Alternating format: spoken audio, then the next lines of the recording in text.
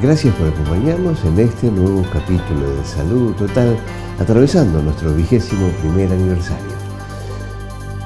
Acerca de la trombosis, vinculado al tema vacunas, esto tiene que ver con hematología, conversamos con un especialista.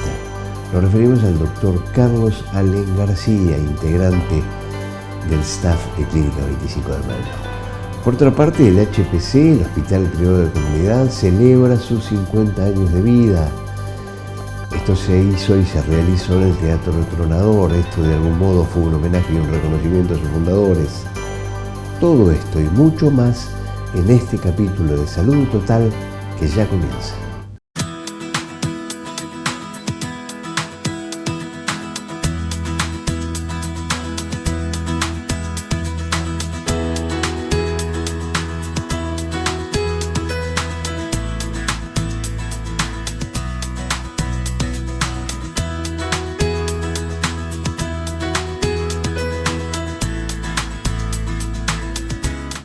Argelia inicia la fabricación propia de una vacuna que fue desarrollada en China. Argelia comienza con la producción local de la vacuna contra la COVID-19. El primer ministro argelino Aymene Ben Abderrahmane acudió a la inauguración de la fábrica desde la que se produce la vacuna. Desde allí aseguró que esto constituye un gran logro en cuanto al desarrollo tecnológico, de capacidades y de experiencia argelina. La producción local de la vacuna se produce desde la ciudad de Constantina gracias a un acuerdo con China, que le ha cedido a Argelia la tecnología necesaria. Cuando llegue a plena capacidad de producción, la planta será capaz de generar 320.000 dosis diarias, 96 millones de dosis al año, con posibilidades de llegar a 200 millones de dosis anuales en el futuro. La variante Delta, que afortunadamente está retrasada en Argentina, frena el desarrollo de Asia Oriental.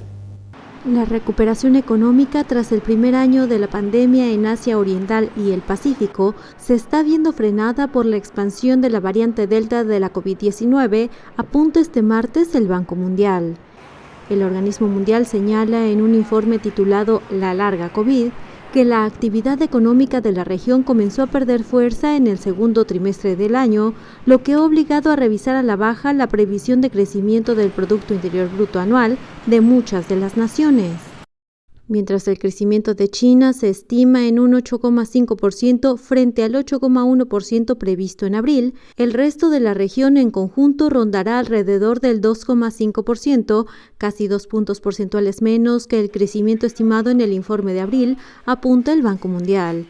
China, Indonesia y Vietnam ya han superado los niveles de producción prepandémicos, mientras que Camboya, Malasia y Mongolia lo harán en 2022. Y Filipinas y Tailandia y muchas islas del Pacífico permanecerán por debajo de los niveles de producción antes de la pandemia, incluso en 2023, así lo remarca el organismo. Como resultado, el empleo disminuirá mientras que la tasa de pobreza persistirá y la desigualdad se verá incrementada, remarca el informe. El Banco Mundial subraya que los daños económicos de la pandemia perdurarán a largo plazo y pide a los gobiernos una serie de reformas fiscales y estímulos para prevenir una combinación de crecimiento lento y desigualdad creciente por primera vez en este siglo. Una granja de cannabis en Zimbabue, una alternativa verde al tabaco. Esta es una de las más nuevas y controvertidas industrias para la exportación en Zimbabue, una granja de cannabis. Y es que en un país en el que el cultivo ilegal de esta planta puede conllevar el arresto a manos de la policía, este negocio brinda esperanzas para una economía que aún se tambalea tras varias crisis. Wetzel Cannabis es una de las 57 compañías que recibieron hace poco una licencia del gobierno zimbabuense para cultivar cannabis, después de que el país legalizara su producción en 2018 para propósitos medicinales o científicos y bajo estrictas medidas de seguridad. Como esta nueva industria aún está en fase de desarrollo, algunos economistas cuestionan su potencial para desplazar al poderoso sector del tabaco, del que este año se vendieron en subastas más de 185 millones de kilos por valor de más de 500 millones de dólares. Sin embargo, algunos agrónomos son optimistas y ven aquí un negocio más respetuoso con el medio ambiente que la producción del tabaco.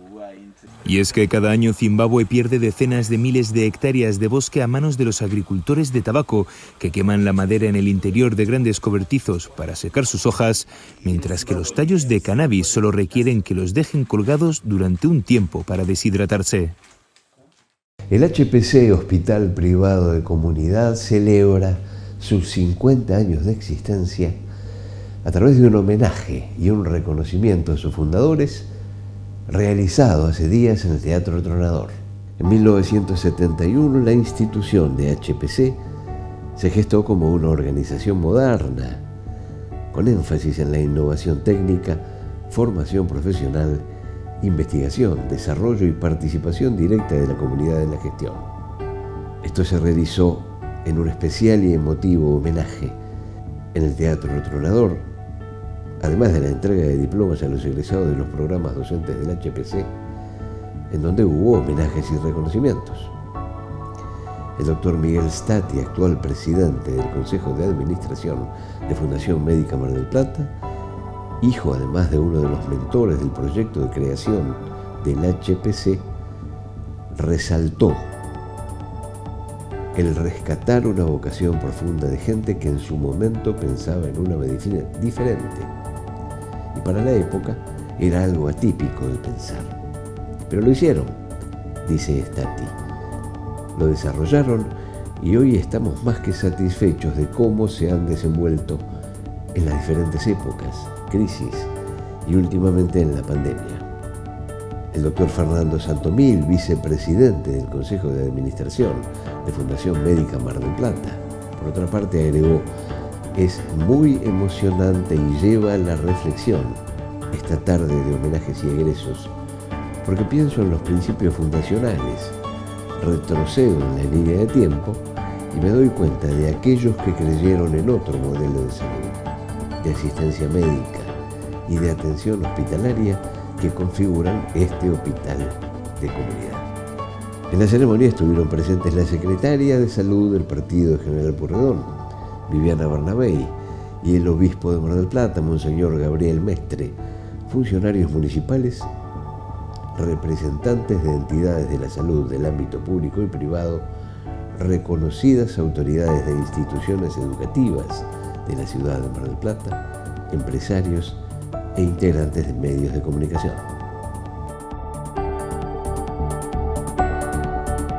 Brevísimo corte comercial para comentarles novedades de aquellos que apoyan nuestro proyecto y ya retornamos. En 1971, un equipo de profesionales de la salud hizo realidad el sueño de crear una institución médica de excelencia y de vanguardia, donde cada paciente fuera lo más importante. Hoy, 50 años después, hemos crecido en equipo humano, infraestructura, equipamiento y servicios, siempre centrados en brindar la mejor atención a la comunidad. Porque hoy como ayer y como mañana, todo, absolutamente todo lo que hacemos, lo hacemos para cuidarte. HPC, desde hace 50 años, hecho para cuidarte.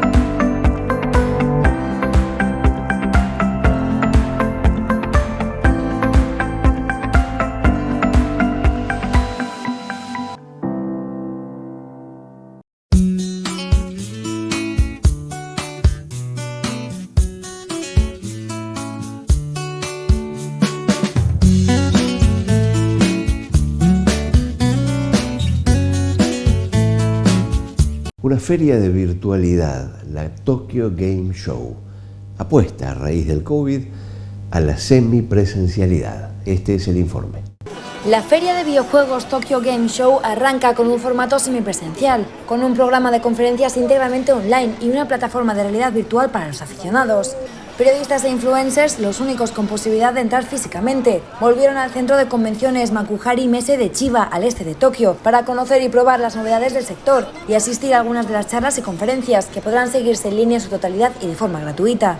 El programa de este año consta de 46 retransmisiones diversas, en las que participan un total de 351 empresas que buscan a través de la feria dar mayor visibilidad a sus títulos. La Tokyo Game Show se había caracterizado antes de la pandemia por apostar por los indies, que funcionan muy bien en los mercados asiáticos y suponen un gran atractivo para empresas con presupuestos más modestos. Entre las propuestas más innovadoras se encuentra la implementación de una plataforma de realidad virtual para aficionados de todo el mundo. Los organizadores han orquestado también un concierto en línea, el Tokyo Game Music Fest, que se retransmitirá los días 2 y 3 de octubre y en el que interpretarán canciones de conocidos videojuegos. Inmunidad sobrehumana, entre comillas. Investigan si 2 dosis de las vacunas aceleran el sistema inmune. Las personas que recibieron 2 dosis de Pfizer o Moderna y ya cursaron la enfermedad desarrollan superanticuerpos, según un estudio científico. Al parecer, estas personas pueden tener una forma de superinmunidad que no solo supera la protección actual ofrecida por la vacuna o la infección por sí mismas, sino que incluso podría ofrecer una defensa duradera contra todas las variantes futuras. Los investigadores descubrieron que después de una infección previa por COVID y el esquema completo de alguna de esas 2 formulaciones, el sistema inmunológico de las personas se acelera para producir una gran cantidad de anticuerpos flexibles que parecen ser capaces de responder bien a muchas formas de coronavirus, incluyendo posibles variantes futuras. Según publicó The Telegraph, los investigadores llaman a esto inmunidad sobrehumana o inmunidad híbrida, según el estudio publicado en la revista Science. Por otra parte, en un estudio publicado hace unos días, el virólogo de la Universidad Rockefeller, Paul Vinas, y sus colegas encontraron anticuerpos en estos individuos que pueden neutralizar fuertemente las 6 variantes de preocupación probadas, incluidas Delta y Beta, así como varios otros virus relacionados con el SARS-CoV-2. Estas personas tienen respuestas asombrosas a la vacuna. Mucho se habló en meses anteriores acerca de la posibilidad de que algunas vacunas podrían generar trombosis. Trombosis es un tema de hematología y conversamos con un especialista, el doctor Carlos Allen García. Afortunadamente, la Argentina está teniendo, me da la sensación, una buena cantidad de vacunados. No sé si esto significa que estamos llegando a un tan mentado, rebaño, pero sí que nos estamos acercando a una beneficiosa situación. Esto es así, y gracias por acompañarnos de nuevo. Bueno, siempre cuanto más porcentaje de personas vacunadas haya para una patología, va a ser más beneficioso y va a prevenir sobre todo lo que ocurre cuando la enfermedad se comporta de manera agresiva, ¿sí?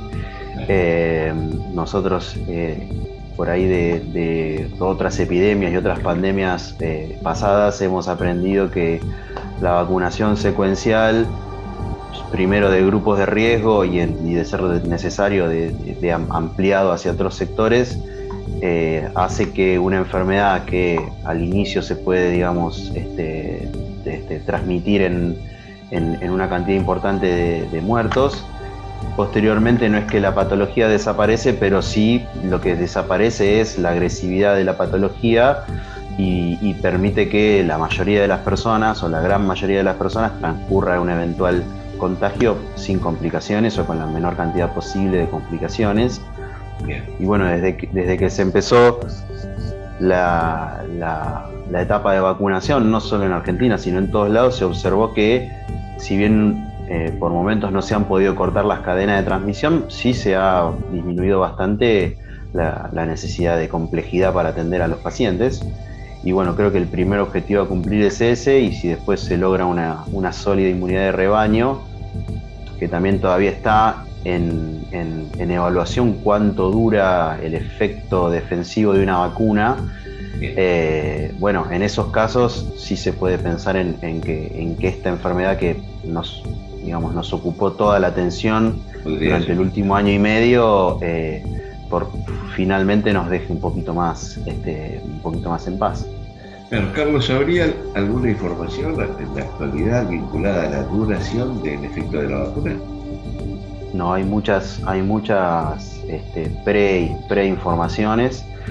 De otros ejemplos, uno saca el hecho, por ejemplo, de la vacuna de la gripe, que bueno, tanto las personas en grupo de riesgo como los trabajadores de salud nos vacunamos todos los años, pero no hay una exacta correlación. Por el momento se ve que los anticuerpos, desde los estudios, que no tienen mucho tiempo tampoco, porque la vacuna tampoco tiene mucho tiempo en ejecución, a los 6 meses, 8 meses de dársela todavía había anticuerpos en un buen grupo de pacientes vacunados. También hay una parte de la inmunidad que no se puede medir, que es la inmunidad celular, y que en este caso es muy importante. Y bueno, en principio la vacuna protege durante un tiempo importante. Está por verse todavía, y eso está en desarrollo, y todavía no ha habido ninguna conclusión como para transmitir a la gente, digamos, claro, de si esto va a tener que repetirse todos los años, o si va a ser más espaciado, o incluso si no necesitan un refuerzo, algunas vacunas a los 6 meses, como ya se está viendo la tercera dosis que se está ofreciendo en algunos países como Estados Unidos. Se presume que, al igual que la vacuna de la gripe, de mínima, habrá una vacuna de COVID por año, en principio. Está entre las hipótesis que se manejan, digamos, pero todavía no hay una conclusión que uno pueda decir esto va a ser así y transmitirlo así livianamente, digamos. Es difícil determinar calidades, a pesar de que los manejos informativos presumen que la Pfizer es de altísima calidad y otras marcas no tanto. Es difícil determinar calidades, y por otra parte no corresponde hacerlo, pero ¿hay información de efectos secundarios en alguna de las vacunas, Carlos? Nosotros en los últimos meses, sobre todo los hematólogos y todos los médicos que atienden emergencias, un poco estuvimos con el alerta, con la guardia alta por los reportes que venían de Europa de una incidencia un poco aumentada de trombosis en pacientes vacunados con la de AstraZeneca y la de Janssen. Digamos, esto también tiene que ver con cómo se publica la información, porque claro, la información que vino se publicó, digamos, como una noticia inicialmente, y mucho después salió el reporte científico, digamos, en el cual hubo en un corto tiempo, de semanas, varios casos de trombosis en pacientes sanos que se habían vacunado con alguna de estas dos vacunas.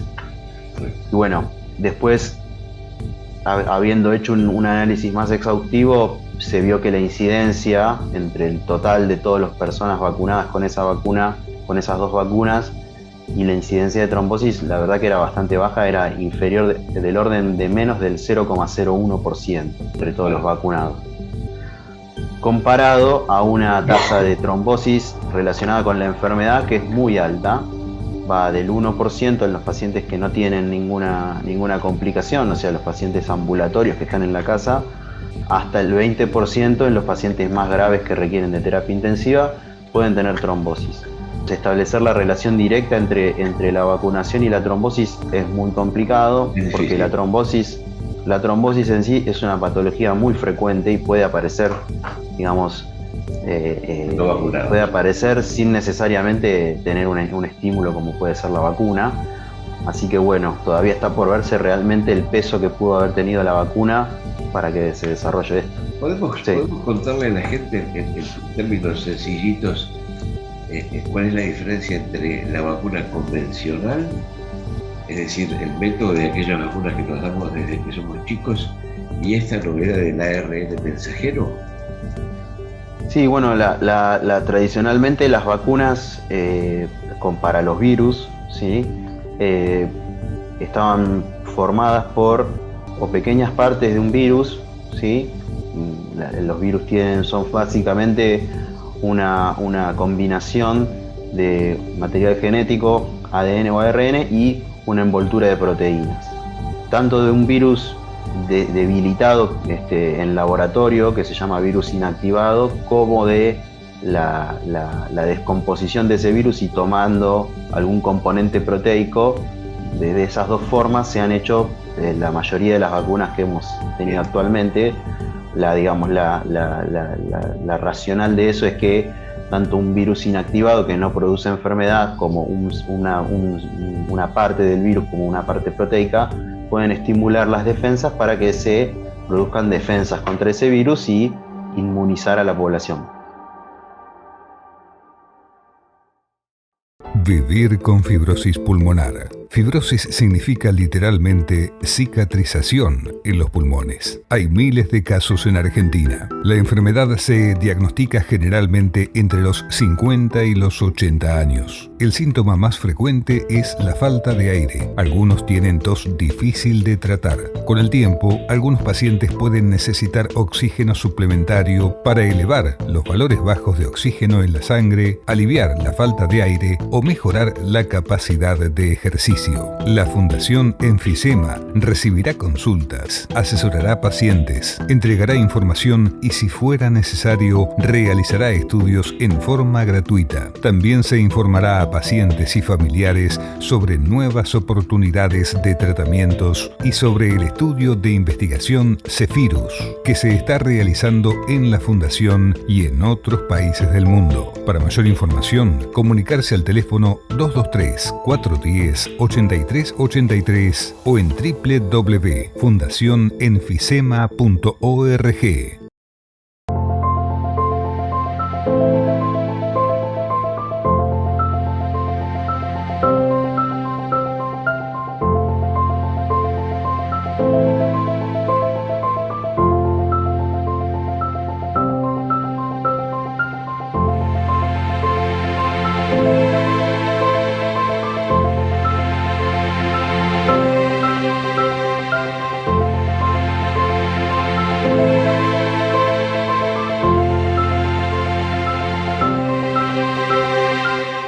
Centro de Imágenes Médicas de Clínica 25 de Mayo presenta su nuevo tomógrafo Multislice Philips. Reduce la radiación hasta en un 80%. Estudios en tiempo real. Gran velocidad en la adquisición de imágenes. SIM, un gran avance tecnológico a su servicio. La provincia de Buenos Aires comenzó a empadronar a menores de entre 3 y 11 años para recibir la vacuna COVID.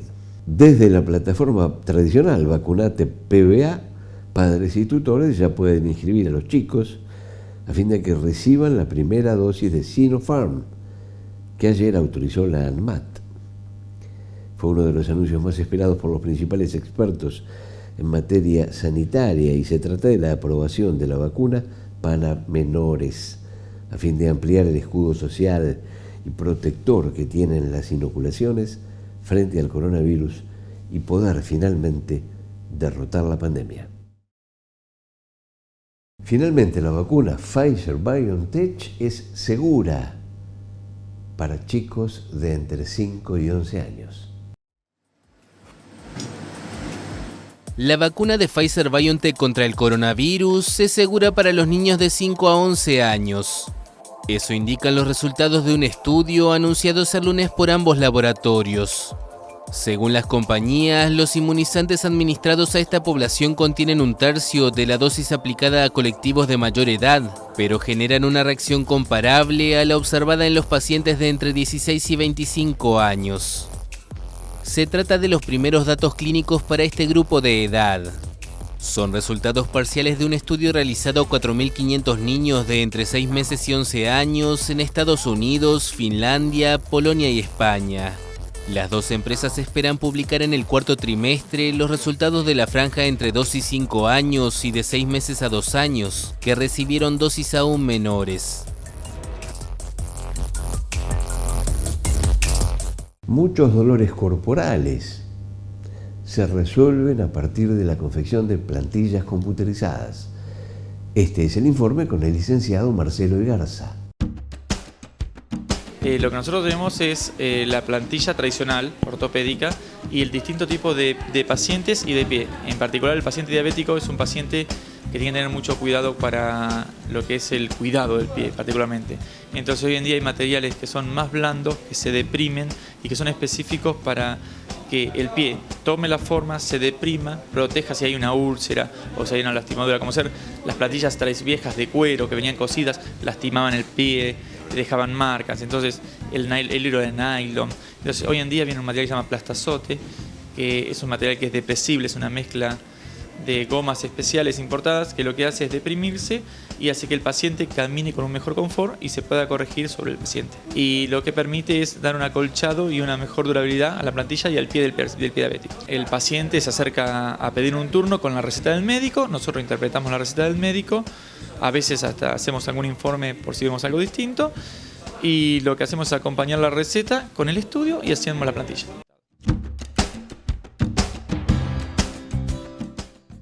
Ahora un nuevo sistema dinámico para la confección de plantillas computarizadas. Todo nebulizador, tecnología computarizada y conocimientos adecuados generan un producto superior. Todo nebulizador. Alberti 3224, casi Independencia. Este sonido lo cambia todo. Audífonos con pilas recargables. Centro oficial Widex. Galería Sacoa, primer piso. WhatsApp 223-682-1480. Teléfono 491-0001. Ayudamos a los usuarios a volver a oír el sonido natural. Un psicólogo escucha diferente, abre camino a las emociones en su conexión con los decires del sujeto. Licenciado Germán Rothstein, atención psicológica presencial y online. 155 21 13 97. Rudy Capella, Salta 1507, casi 25 de mayo. Rudy Capella, laboratorio contactológico, en la búsqueda de la excelencia. Nos estamos despidiendo de este capítulo de Salud Total. Nos reencontramos en 7 días con novedades importantísimas vinculadas a la vacuna argentina, Argenvac, en una exclusiva charla con uno de sus protagonistas, el doctor Alberto Chevalier. Gracias por habernos acompañado.